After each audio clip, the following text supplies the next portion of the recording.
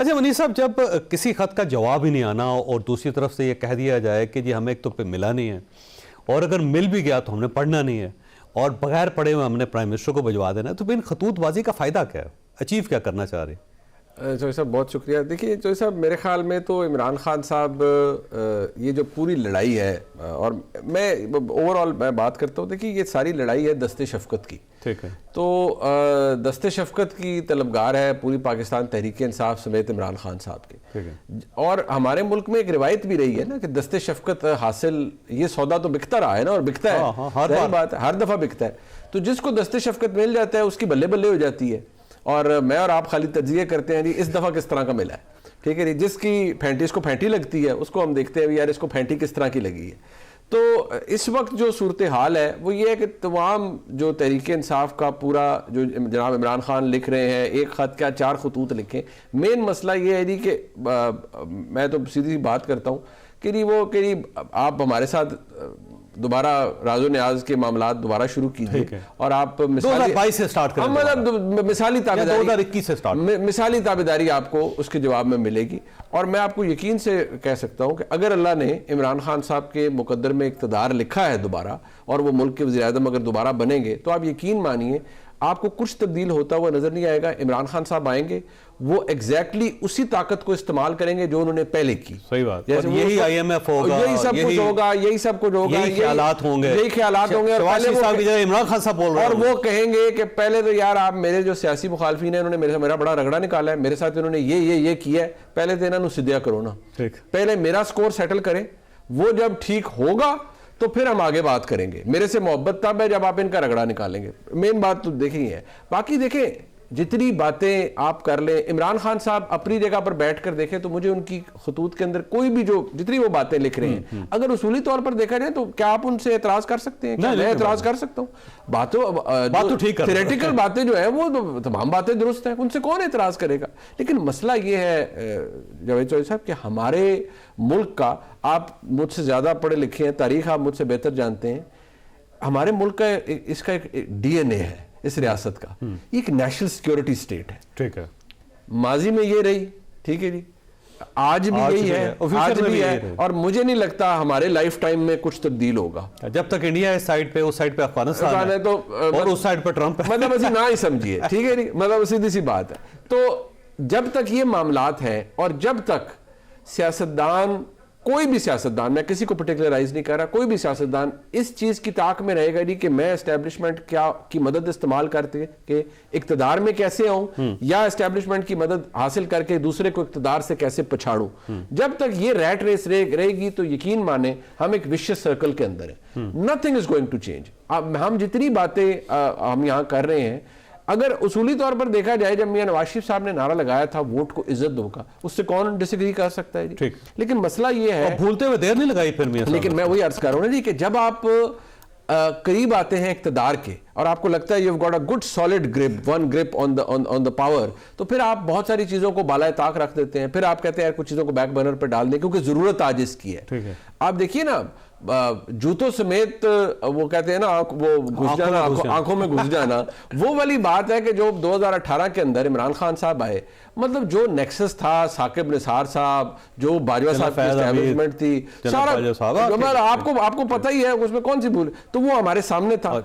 फिर अब ये सिलसिला शुरू हुआ है 2022 में, और सच्ची गल है, मैं तो खुली झटकी बात करता हूँ, मैंने तो नहीं नाई भेजा था ना इमरान खान साहब को कि आप पंगा लें कि आर्मी चीफ की अपॉइंटमेंट सैबोटाज करनी है। जब आप एक हाई रिस्क गेम खेलते हैं तो फिर ठीक है, फिर रिस्क होता है। फिर जब वो बैकफायर करती है, गोली तो आ सकती है नहीं जी, फिर जब वो बैकफायर करती है तो फिर काम खराब होता है। 9 मई चौधरी साहब हुआ है 2023 9 मई के अंदर, ठीक है, जब 2022 नवंबर था, उसके आखिर में आपको पता जनरल आसिम मुनीर साहब की अपॉइंटमेंट हुई। मैं कोट इसलिए करता हूँ बिकॉज वो बात अपनी जगह मौजूद है कि 4 दिसंबर 2022 को मैंने एक स्टोरी लिखी द न्यूज़ के अंदर, फ्रंट पेज पे छपी। मैंने कहा जो हालात हैं, अगर जब ये बन चुके हैं, एक 3 स्टार जनरल का कोर्ट मार्शल आप रूल आउट नहीं कर सकते। That is part of the record, मैंने लिखा।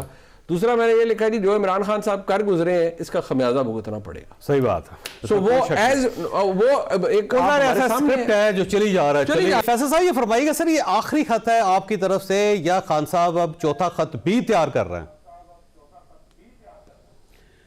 जावेद साहब,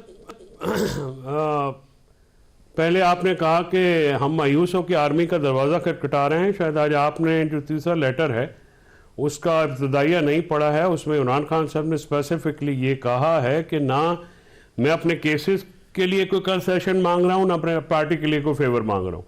लिहाजा ये जो आपका तबसरा है ये मैं समझता हूँ कि एज पर द फैक्ट्स नहीं है। ठीक। दूसरी बात ये है कि ख़त जो है ये आर्मी की कमान के अलावा जो पाकिस्तान में प्रिवेलिंग कॉन्फ्लिक्ट है उसको एड्रेस करता है। ठीक। और इसलिए ये जो खत लिखा गया है इसमें हकाइक का एक तज्जिया है और जो प्रॉब्लम्स हैं इस वक्त प्रिवेलिंग उनका जिक्र किया गया है। और उस खत में कोई जवाब पहले दिन जब ये खत का मीडिया से तस्करा हुआ तो उसका ये सवाल हुआ था कि जी क्या इसका जवाब आप इंतजार करेंगे या नहीं करेंगे। तो इमरान खान साहब ने ये कहा कि मैं बहैसियत फॉर्मर प्राइम मिनिस्टर पाकिस्तान के बेहतरी के लिए, पाकिस्तान के बेहतर मुस्तकबिल के लिए और पाकिस्तान को दरपेश जो चैलेंजेस हैं उनको मैं उजागर कर रहा हूं और मैं एक खत के जरिए उनकी अटेंशन ड्रॉ कर रहा हूं। ठीक है। जो रेलेवेंट क्वार्टर्स हैं और आवाम की। लेकिन फैसल साहब आपकी बात दुरुस्त है। देखें आपका हक है कि आप रोज खत लिखें, लेकिन इशू ये है कि जब आप किसी शख्स को एड्रेस करते हैं और उस शख्स की तरफ से ये जवाब आ जाता है कि मैं बिल्कुल इंटरेस्टेड नहीं हूं इन खतूत में, मैं इनको पढ़ना भी नहीं चाहता और मैं इसको रेफर कर दूंगा प्राइम मिनिस्टर को, तो जवाब आपको दूसरी तरफ से मिल रहा है। तो फिर जहां से जवाब नहीं मिल रहा वहां एड्रेस क्यों कर रहे हैं आप ओपन खत लिखते रहे पहला जो खत था चौधरी साहब पहला जो खत था उसका जवाब सिक्योरिटी जराए से आया। फिर आज चीफ साहब ने खुद जवाब दिया। तो मेरा ख्याल में इमरान खान साहब की हम ये आपके शो से पहले रऊफ क्लासा साहब के साथ में था तो उनका तज्जिया था कि वो तो कामयाब हो गए हैं इमरान खान साहब के वो जवाब लेने में। देखिए जो जवाब आया है आज वो खत तो फिर ओपन लेटर है ना, वो कोई सीक्रेट लेटर तो है नहीं, तो ये भी एक जवाब है। तो आप समझ कामयाब हो गए आप। बाकी नहीं, हम समझ रहे हैं कि हमारा जो खत है वो पहुंच गया। जवाब ना देना या ना देना वो तो स्वाबदीद है ना जी उनकी, आप उनको मजबूर तो नहीं कर सकते। लेकिन हमने जो उसके साथ उन्होंने कहा कि ये खत में जो आपने जो है जो मैंने मीडिया में पढ़ा है कि जी वो उन्होंने कहा जी कि खत में की जो बातें हैं वो आप देखें ना वो चाले हैं, तो फिर खत तो आ गया है, खत तो फिर मालूमात तो हैं। तो इशू ये है कि हमारा मसला इस वक्त आप गलत समझ रहे हैं और गलत तशरीह कर रहे हैं। और जिस तरह से अकील ने गालिब का गलत शेर पढ़ा है कि वो मामला जो है ये अवाम का और पाकिस्तान का मुस्तकबिल है। ठीक है। ये कोई पाकिस्तान तहरीक इंसाफ या इमरान खान से मुतल्लिका खत नहीं है। ये खत पाकिस्तान को दरपेश चैलेंजेस और मसाइल का अहाता करता है जिनको हल करना जरूरी है और उसको हल किए बगैर पाकिस्तान आगे नहीं जा सकता। जिस तरह से हमने जो IMF को डोजियर दिया है वो भी एक ह्यूमन राइट वायलेशंस हैं।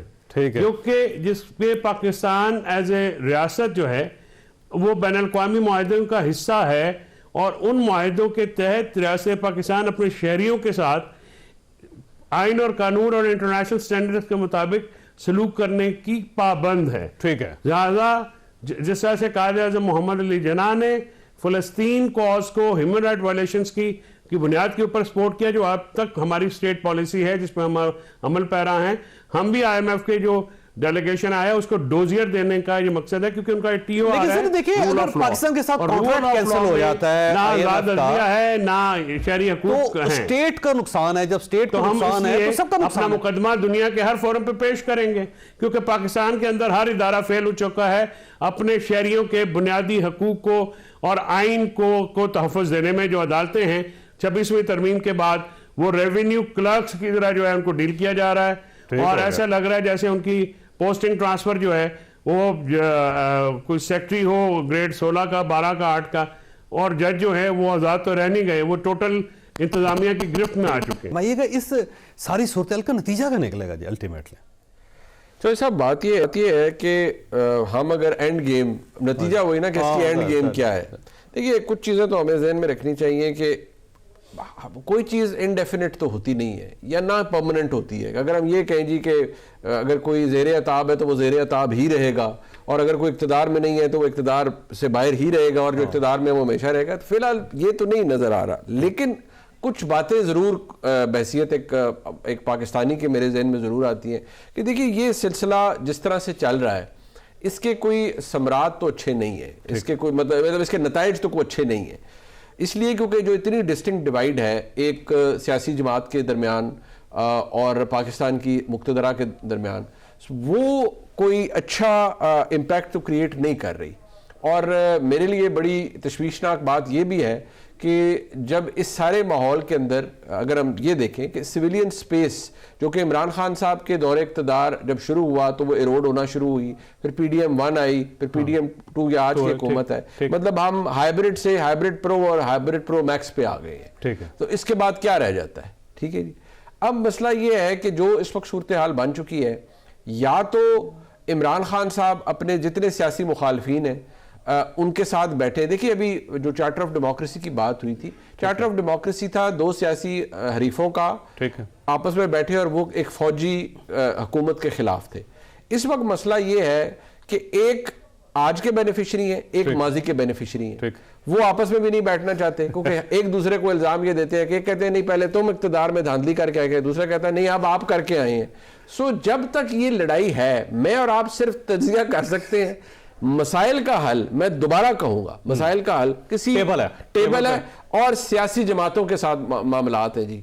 जब तक आप आपस में बैठकर ये नहीं तस्लीम करेंगे कि हाँ ये मैंने भी गलत किया था लेकिन जो अब आप कर रहे हैं वो भी गलत है, जब आप ये नहीं करेंगे तब मामला तब तक हल नहीं होंगे। खुले दिल से आपको मानना पड़ेगा, आपको ये मैग्नेनिमिटी हर एक को आगे बढ़ना पड़ेगा, एक चार्टर बनाना पड़ेगा, फिर फैसला करना पड़ेगा, इसको नहीं अब हमने हाँ कि जी अब हमने ये रूट नहीं लेना। देखिए मैं बहुत एहतराम के साथ PMLN और पीपल्स पार्टी की क़यादत के साथ, देखिए इन्होंने चार्टर ऑफ डेमोक्रेसी किया, उसके 2-2.5 साल के बाद एक दूसरे के साथ क्या किया, मतलब PTI पीपल्स पार्टी ने गवर्नर रूल लगा दिया, वो जजेस की बाली पे फटे पड़ गए, सब कुछ हो गया, मियां नवाज शरीफ साहब कोर्ट कसर कोई नहीं छोड़े, मेमो गेट में हाई कोर्ट सुप्रीम कोर्ट चले गए, वो सारा हमने देखा है ना जी। तो कसर कोई नहीं छोड़ी। हम चार्टर ऑफ डेमोक्रेसी की बात करते हैं पर ये नहीं देखते हमने उसको बसद एहतराम बुचरी कैसे की है, उसके साथ उसको जबा कैसे किया इन्हीं सियासी जमातों ने। सो अब ये देखना है कि क्या हमारे सियासी निज़ाम के अंदर इतनी मैच्योरिटी है कि जो माजी के हरीफ और इतने जो